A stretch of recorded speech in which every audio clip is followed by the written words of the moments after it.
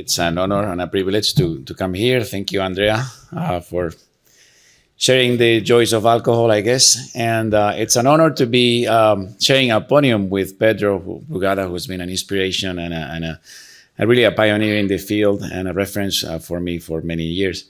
So I thought we'll discuss how we got to using alcohol for ventricular arrhythmias and how we're using it now and how we're going to be using it in the future. In the spectrum of non-pharmacological VT therapies, alcohol played a big role in the early times. So beyond antiarrhythmic drugs, ventricular resection was the actually first interventional therapy for VT. This required obviously surgery.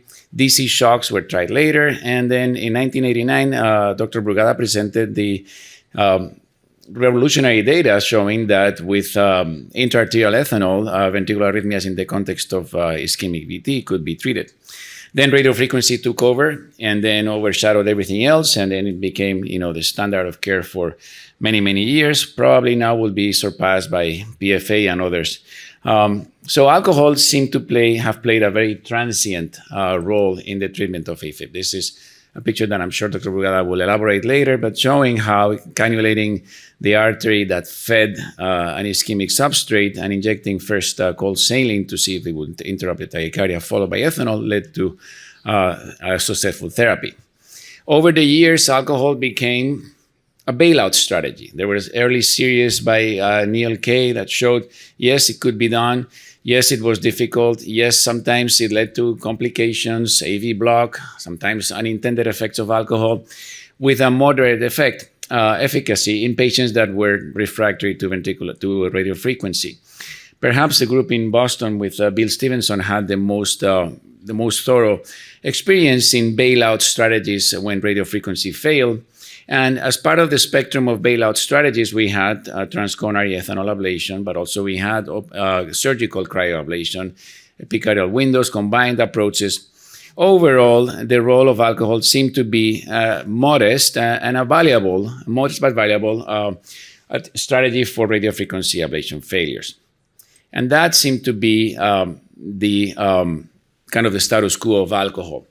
In the process, Neil Kay in Alabama had actually thought about giving coronary venous alcohol and did an animal canine study where he injected alcohol in 3 doses in epicardial veins and without any particular care as to the occlusion or the locations of the infarcts. Whatever they got a balloon, they gave alcohol. They thought it was well tolerated. Some of the dogs had some non-sustained VT, but overall, it seemed to create significant ablations. This is an ablation created by 1.5 cc of alcohol, and this is an ablation created by 3 cc. This was an acute study. So it just showed feasibility and verified that you could achieve myocardial ablation with venous alcohol. This kind of lay dormant, and then we started using alcohol for the Venous Marshall. And in the process of this research project, we built up a huge experience in how to cannulate the coronary sinus, how to select the Venous Marshall, and so forth. And then in 2011, I had a case of, we didn't call them LV Summit, but it was LV Summit PVCs that had failed several ablations. And I thought, well, let me see if I could try, because we had gone epicardially, endocardially several times and to no avail. And then I thought, well, let me just like I do for the Venous Marshall, but only a little bit deeper. And we got an idea of what veins could be in the substrate. We were able to cannulate the veins and map the coronary veins with a microelectrode catheter. Showed that we had an early signal, good pace map. I said, let's just do it. So we gave alcohol here and it worked. And from a baseline, we did an MRI before the procedure. The patient had some previous areas of scar in the high septum. And this is after alcohol with a dark area here that was consistent with microvascular occlusion. We didn't recognize that at that point. But the bottom line is that we showed that this could be used. And we achieved a therapeutic success.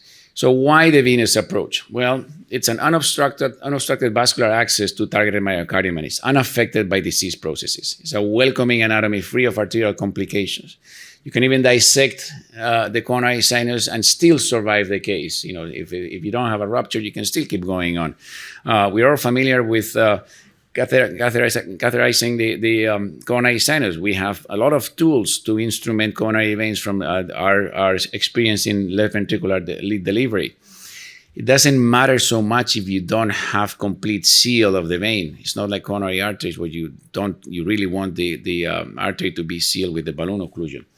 And we don't need to call anybody else. We can do it ourselves. And in theory, the entire left ventricle could be reached through coronary veins. So I will summarize our experience using alcohol in two broad categories. One would be the LV summit, where the challenge is we are targeting a small area of focal arrhythmias most of the time, and with a very, very difficult to reach anatomy. And very complex, not just the anatomy, but the fluoroscopic interpretation of the anatomy. The second area that we've worked on is the use of alcohol for large VT substrate ablation, in which we capitalize on the fact that the entire left ventricle has venous return. They have veins and substrates of VT, scars and others will have veins that could be reached, not just one vein, but perhaps multiple of them. And the idea comes also from the embryogenesis, where we know that the arteries develop next to the veins, and if you have an infarct-related artery, you will have an infarct-related vein that could be capitalized for this purpose. So let me focus first on the LV summit. The challenges come from the anatomy. The anatomy is really hard to reach endovascular through a venous or arterial approach. And the venous anatomy is also complex. It took us a long time, but if you understand the LV summit as the myocardium that lies underneath the left main coronary artery bifurcation, then it's simple. The interventionalists use the LAO caudal view to show the LAD and the circumflex. In this LAO caudal, this is how the kind of heart valves will look. The aorta will be here, the left coronary cusp here, the left main will be coming from here, and the LAD, anterior descending, will go upward, and the circumflex goes around the mitral annulus. So the veins do the same thing. And in this view, starting from the coronary sinus, the veins that serve venous return to the LV summit will include an LV annular vein, labeled as 1 here, that goes around the mitral towards the aortomitral continuity, followed by a septal vein that takes off at the corner of great cardiac vein and anterior interventricular vein transition. And these septal veins can have branches that go between the great arteries or retroaortic. Sometimes they cross to the other side. We saw that yesterday, the septal veins going to the other side and even draining in the right side. And then there's more distal veins that may go around the pulmonary artery, kind of like a conus branch. This is how it looks. And the important thing is that something that applies to all veins is that there is a plethora of collateral circulation. You have epicardial collaterals and intramural collaterals, as well as division veins that drain directly into the endocardium. So it's not always easy to predict how much scar you're going to have out of capitalizing this. So this is how we approach this. We get into the LAO caudal view, sometimes awkwardly caudal. It seems like you're shoving the image intensifier into the patient's ribcage. But this is the way to open up this angulation between the great cardiac vein and the anterior interventricular vein. And typically we take venograms and we would see what veins can we cannulate. And it's hardly ever the first vein that you cannulate that you get the best signal. But signals, when you map intramurally, we have a different standard. 30 milliseconds is no longer exciting. So this is a signal here, 30 milliseconds before the QRS. Well, if we go into a more proximal septal vein in the same patient, we get 46 milliseconds. And that kind of is the routine. This is in the bottom here, another example where we show kind of the workflow. We map the RV, the LV outflow, and the coronary veins. And you see here, typically in the LV summit, the earliest signal will be at the corner between great cardiac vein and anterior interventricular vein. And then we obtain a venogram. You see 2 septal veins here. Maybe this is an annular vein, and this is a first septal. We cannulate the first septal first, and we get 30 milliseconds. We cannulate the second septal later here, and then we get a better signal. This is the approach of mapping sequentially the veins. And it's important to incorporate the location of the veins in the 3D map so we have an understanding of where the veins are sitting in 3-dimensional relative to the activation times. In, I would say, half of the cases, the vein that we select give us the best signal, and when we inject contrast in there, we stain the myocardium. This is one such example, a case where we're mapping an LV annular vein. We have a balloon and a wire in this LV annular vein, and we're getting a signal from the wire configured as a unipolar electrode. The signal we get here is 43 milliseconds before the QRS with a perfect pace map. And when we inject contrast, we see staining. If we see staining, we know the alcohol will go to the myocardium that is stained. It's not going to be shunted back to another collateral and to the coronary sinus. This alcohol will reach the targeted myocardium. And this is great when it happens because we know we're delivering the therapeutic effect to the targeted myocardium. This is another example. We're mapping here the LV outflow tract. We have a map of the veins. We got a good signal and good pace map, and we can see on the Carto sound, this is intracardiac echo right below the aorta, in the kind of the aortomitral continuity here, the ablation catheter tip. We delivered radio frequency, but it didn't work. We did not reach the myocardium. So then we map, and this is the venogram we have this septal vein here that then we cannulate with the octapolar catheter. When we inject contrast here, we see the staining. And this is how it will look in the intracardiac echo as we deliver alcohol. So staining here, this is the location where we had ablated with the ablation catheter tip. This is how it looks, the same area after we give alcohol. And with the Carto sound, we can actually contour this echogenic area and incorporate it into the map. And the map shows beautifully what we achieve with alcohol that we could not achieve with radiofrequency. Look at the ablation lesions here, the dots, the pink dots here. And this area here, this kind of glass-like structure here is the echogenic area that we achieve with alcohol. We prove that we actually deliver the alcohol right between the vein and the LV outflow tract, right intramurally. You see that by showing it here on the intracardiac echo. And when we do an MRI within 24 hours or within 48 hours, what you will see is this microvascular occlusion. You don't get enhancement because the gadolinium cannot reach the tissue. The capillaries are blown up and nothing gets there at that point. It will become scar, as I will show you in a bit. In a few patients, I would say by maybe 30, 40% of the cases, the approach is not so simple. It gets a little bit more complicated. And why is that? Because the venous anatomy is not always our best friend. I'll show you one example here. This is one case. We have, again, map of the LV outflow tract, map of the coronary veins, and we have a catheter in a septal vein, two French octopolar catheter in a septal vein, where we're getting a signal that's 39 milliseconds before the QRS. But notice that the best signal is not at the distal electrode. When you look at it in the contrast injection, you see in this LAO view, this is the first septal, which is quite long.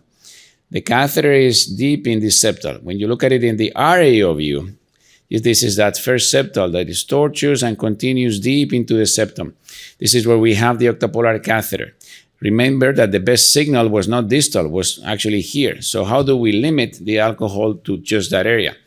With two balloons. So what we do is we put two balloons in that septal vein. The distal balloon is there for occlusion, for distal protection, and the proximal balloon is there for contrast injection. So now when we inject contrast and alcohol, we see that we have a limited staining here, and we can restrict the alcohol effect to the segment of the vein between the two balloons without affecting downstream. So that's the double balloon. Sometimes we use a double balloon to block collaterals. This is one case of a very tortuous anatomy. The great cardiac vein makes a S kind of turn to become the anterior interventricular vein. The best signal was measured here at that corner. And when we tried to see what the anatomy was, we injected contrast in that corner of GCV AIV. And then you see this large septal that communicates with a collateral towards the LV annular vein. So if we had injected alcohol here, the alcohol would have come back to the coronary sinus through this collateral and would not have reached the myocardium. So what we did in this scenario is we put another balloon in the annular vein to block the flow, and then a first balloon in the first septal.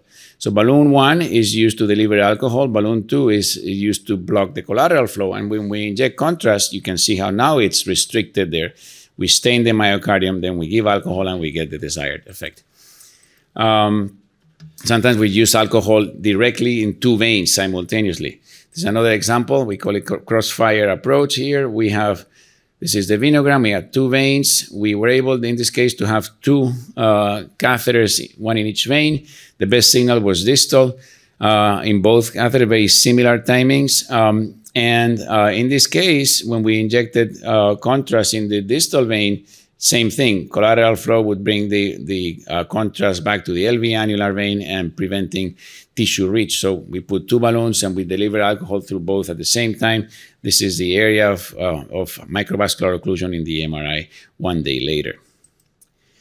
So now it gets even more complex. This is cases where you have a very big vein here, but the best signal is at the very, very ostium. So how do you restrict the alcohol to the very, very ostium in a case like this?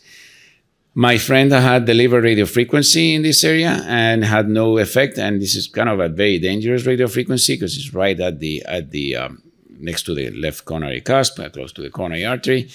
By probing here, what we did is we got a wire in the first septal distally, and through collaterals, the wire came back to the annular vein. Then we put a balloon. This time the balloon is facing the coronary sinus.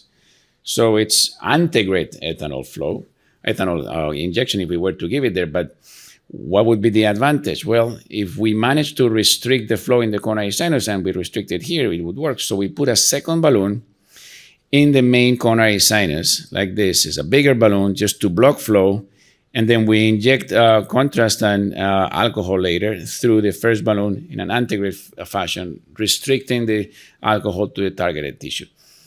Sometimes we capitalize on the very first effect of alcohol that was described in the veins. So the first effect of alcohol described in veins is sclerosis. It was used for sclerosing varicose veins. It's still being used. I heard in Russia. So you can sclerose varices and LV malformations with alcohol. And we've capitalized on that effect in certain cases. So this is one case where radiofrequency had been delivered in the origin of the anterior interventricular vein, leading to complete sclerosis and basically occlusion of the AIV. And now we could not really reach the AIV more distally. We managed to put a wire in the first septal, and when we injected contrast in this first septal, we saw a very abundant network of collaterals. We could not put 2 balloons to block this because we could not technically advance another wire in there. And what we did is we injected alcohol very slowly, so that the second time we injected contrast after the alcohol had been marinating these veins, we reached the myocardium alone and not the rest of the collateral network. This is perhaps a more clear example. Baseline venogram is here. After radiofrequency had been delivered without therapeutic success, you have an occlusion of the AIV with a stump. When we inject contrast, now you have a massive septal vein that collateralizes to another septal and restores flow in the AIV. So how do you restrict the alcohol to the proximal aspect here of this vein? And we could not put 2 balloons because this was a case done in Bogota where we only had 1 balloon left in the entire hospital. So we had to do with it. So we gave the alcohol, let it sit there very slowly and sit there for 10 minutes. And this is how the same venogram looks when we had delivered the alcohol and had sclerosed the collaterals. Now we have staining. Now we give more alcohol to get the effect, the therapeutic effect in that area.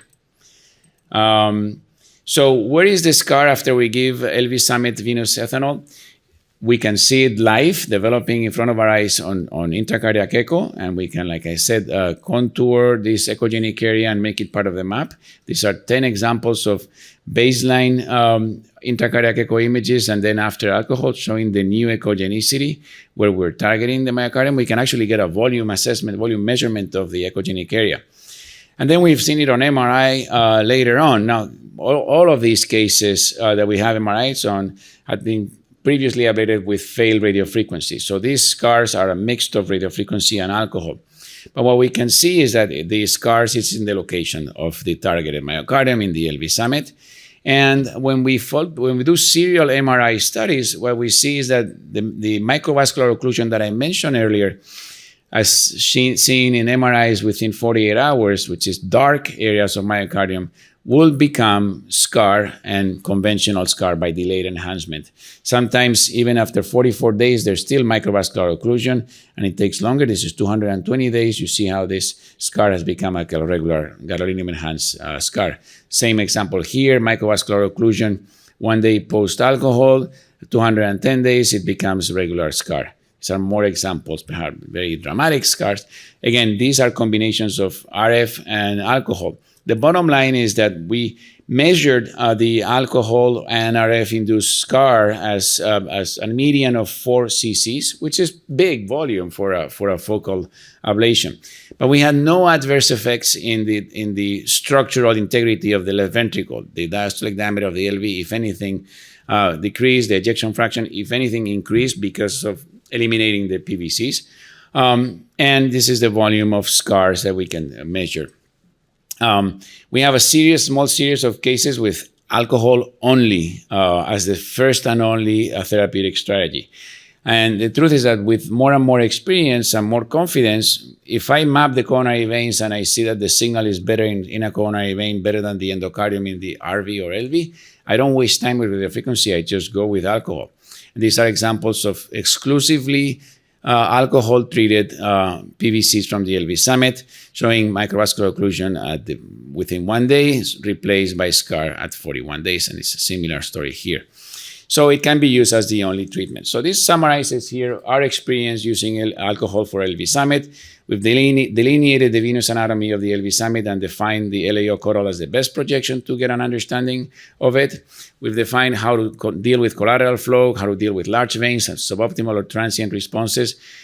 We used to give 1 cc. The first time we did this with 1 cc, the arrhythmia went away and we were happy. And then as we were pulling out, the PVCs came back. We need to overcome arterial flow. We need to win the arterial flow to reach the tissue. So repeated injections are routine. We give no less than 4 cc's for a focal spot. We define how to use the double balloon to block collaterals or to give dual or crossfire double balloon alcohol, and the prolonged ethanol dwell time to deal with venous collaterals and sclerose the areas. And we define the course of scar tissue formation by MRI. Our success in a series of 77 patients with LV summit VTs radiofrequency refractory was 76% at 1 year. So nothing is perfect, obviously, but this allows you to get one more tool to tackle these challenging arrhythmias. So that's it for the LV summit. Now, when it comes to using this approach, alcohol for large VT substrate, I wouldn't say that the issue gets more complicated, but it gets more ambitious. And the approach that we follow is always the same. We define the VT substrate by conventional mapping. We delineate the venous anatomy of the targeted substrate, and then we plan a therapeutic strategy depending on where in the left ventricle we're targeting. We first have to decide what's the best access site for the coronary sinus. Do we want to use the internal jugular vein, which is easier for middle cardiac vein substrates? What is the balloon size we're going to use? Are we going to single versus dual, single vein versus multiple veins? Delineate the collateral flow, and then optimize the ethanol reach by making sure that we stain the myocardium. If we don't stain the myocardium, no stain, no gain. We need to really reach the myocardium and prove that by contrast injection. There are some cases where we use ethanol first. For epicardial substrates, if I map the coronary veins and I have a large area of epicardium to ablate, I will use alcohol first rather than burning for a long time in the epicardium. And by protocol, as I will explain in the Velvet trial, we use alcohol first. And then we do radiofrequency to complete the job. So this is one example in ischemic cardiomyopathy. This is the VT of a patient with a large LAD infarct. This is the MRI showing an area of delayed enhancement in the apex anterior wall septum. This is the scar. And then we incorporate into the map of the scar the coronary veins. So you see the coronary veins. Okay, this is the scar area. Our VT substrate. And of course, we're going to map it and everything that's appropriate, but we got to be focused at delivering therapeutic strategy. So we know we'd have to target the apex. Then here we are injecting contrast In the coronary sinus, in the anterior interventricular vein, you see I have a catheter here, octopolar catheter in the anterior interventricular vein. I can see it in the map, so I can tell, okay, the first 4 electrodes are in the scarred segment, so this is kind of what it would be. And what you see first is that, okay, the AIV is kind of curvy here, and it communicates through collaterals with the middle cardiac vein. So if I were to give alcohol in the anterior ventricular vein, the collaterals will take me to the middle cardiac vein and shunt the alcohol away from the targeted myocardium. There are many ways to deal with this. You can inject alcohol and let it sit there and see if the collateral sclerosis. Sometimes they sclerose, but these are pretty big and multiple collaterals. So what we did in this case, we put a second balloon in the middle cardiac vein and a first balloon in the AIV and gave alcohol and contrast through both. And you can see how now we have pretty massive staining in the aneurysmal apical segment. And then we complete the job by achieving core isolation, making sure that the area is not excitable, and we have taken care of the substrate, both from the outside and the inside. This is kind of what we do in the Velvet trial. Another example in another location. Here we have a patient with multiple ICD shocks. I have a big scar in the basal inferoseptal posterior and lateral. This is the VT that we induced. So how do we tackle this? Again, we create an endocardial map of voltage. We see that the patient's area it's a patchy low voltage area in the basal lateral wall going to the posterior and inferior all the way to the inferior septum. In this case, we induce VT and we show that we have a near complete reentrant circuit in the basal lateral wall. Notice the vein location. Here is the vein with the voltage here. The voltage is normal in this vein. This is a large vein on top, too high to be in the substrate. So we do not want to use that one. So we take a venogram. This is the vein. It's huge, but it's above the substrate and it's in the healthy segment. But it happens to have low branches. So these lower branches could be capitalized for our purposes. So we have now the octopolar catheter in a lower branch, and we see the septal. There are different lower branches of this vein. And what we do is, well, we want to make sure that by correlating the location of the vein, we have mapping here endocardially with the octarray, which is shown here.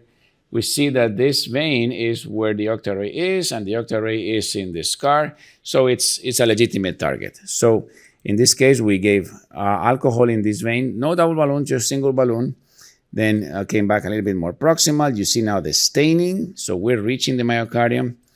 And this is the third alcohol infusion in this vein. We started from distal to proximal. So we've taken a distal inferior vein branch of the lateral vein.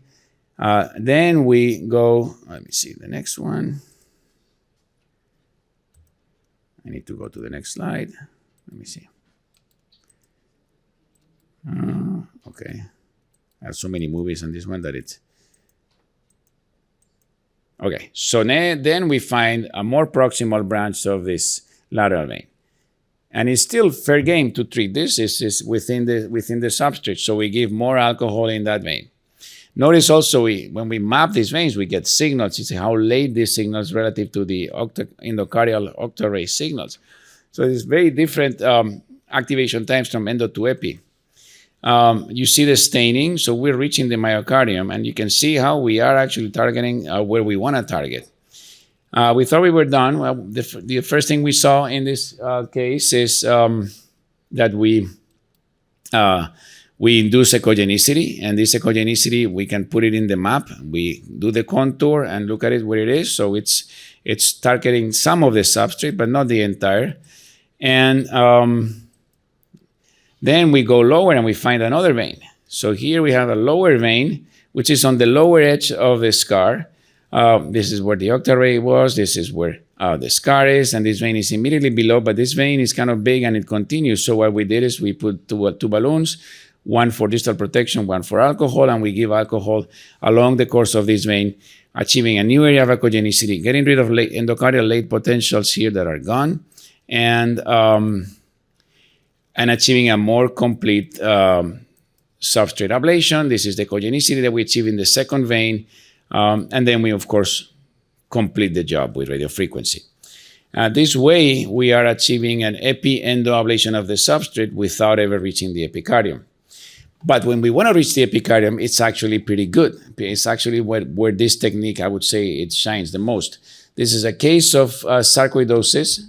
We had previous ablation failures. The endocardium doesn't show any scar, any big scars. The epicardium has a basal lateral scar.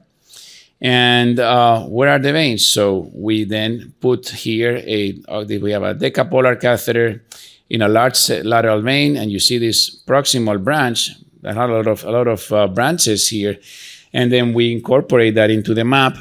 We have the need to make sure that the octapolar catheter, the two French, is in the scar, and let me see.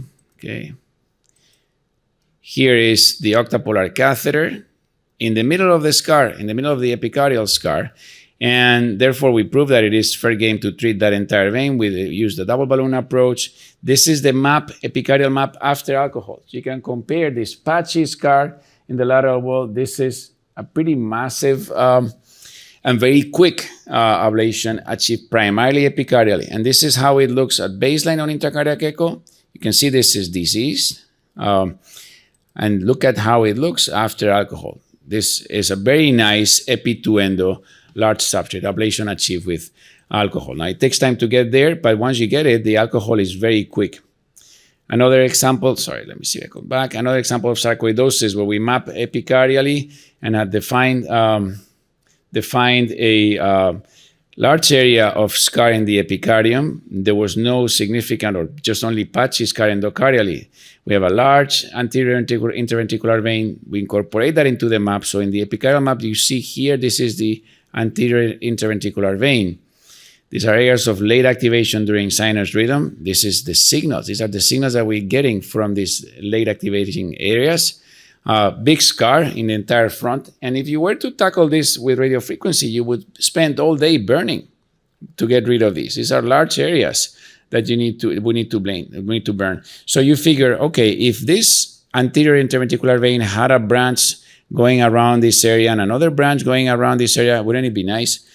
Well, it turns out that many times anatomy can be helpful. Look at this. So oh my God, this is getting crazy, my mouse here. Let me see if I can go back. The anatomy was helpful to us. There was one diagonal here and another diagonal there. So do they help us? Well, we need to prove that first. So this combines electrophysiology with angiography. So we have to put the octapolar catheter or a small catheter in these veins. Here we have the catheter in the first diagonal vein and the catheter here in the second diagonal vein. So let's see what kind of signals we get and see if we can use them to target our substrate. Right, so we are going to look at the signals here. So this is diagonal vein number 1. Oh my God, sorry. Diagonal vein number 1, it just happens to be in the late activation areas. These are the signals we're getting from diagonal vein number 1. These are the signals that we're getting next to it in the epicardium. So fair game. We can treat that, and in this case, we use several balloons, 2 balloons, and several injections to go from distal to proximal along this diagonal vein, and achieving nice myocardial staining. I don't need to show them all, but the bottom line is that with several balloon positionings from distal to proximal, we gave, in this case, 20 cc's of alcohol in this first diagonal vein. Then we go for the second diagonal vein, and what I want to show here is the second diagonal vein was right in the substrate. I want to show you here, this is a real-time video as we give alcohol in the second diagonal vein and we're sampling the signals with the octa-ray catheter. These are late potentials in the targeted area. And as I play this video, you will see, oh, should have played. Okay. It's really jumping this mouse. Let me see if I get it to play here.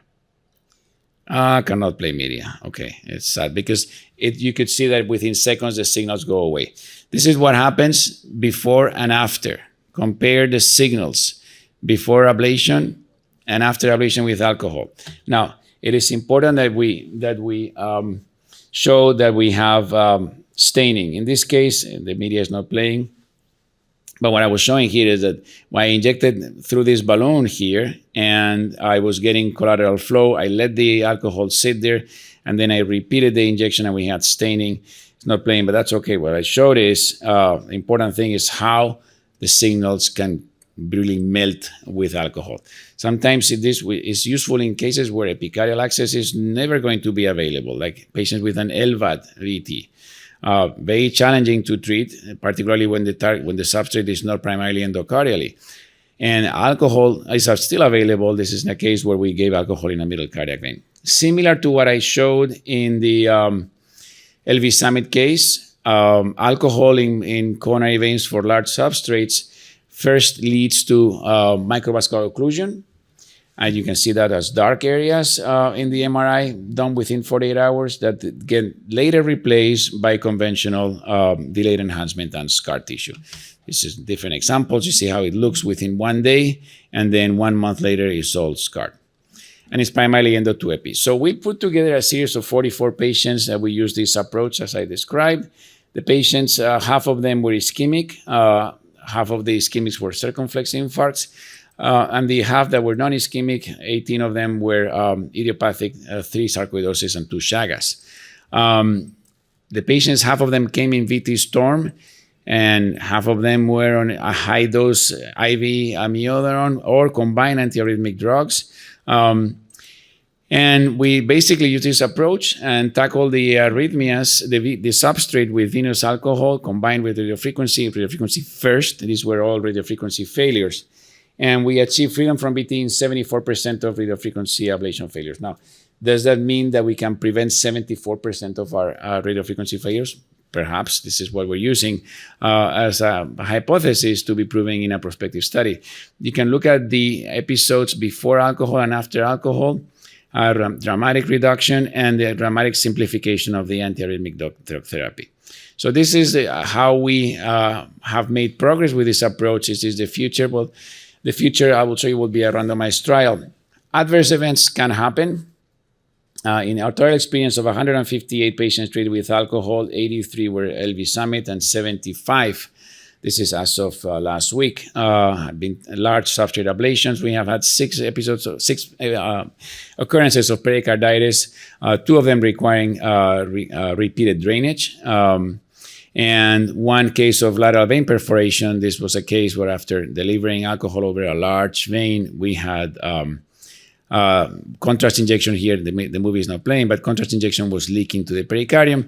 The pericardial drain became bloody and stayed for 48 hours instead of being pulled the next day. Nothing really major. These are low pressure bleeds that would seal spontaneously. And like I said, the future is now the Velvet trial, which we recently got funding for. And the idea here is we're going to take patients with ischemic VT.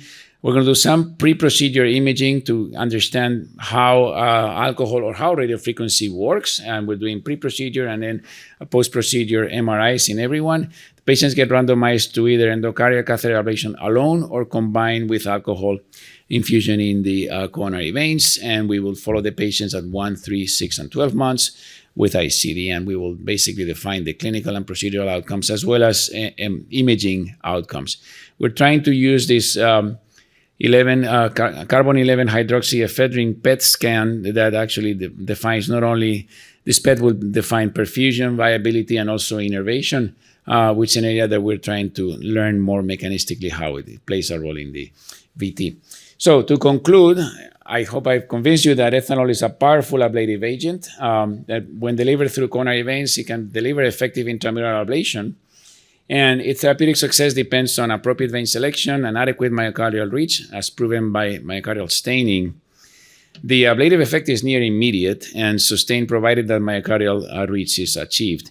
And it seems like we have a very distinct mechanism of effect, as shown by the occlusion of the microvascular circulation of the scar, which is then followed by a long-term scar.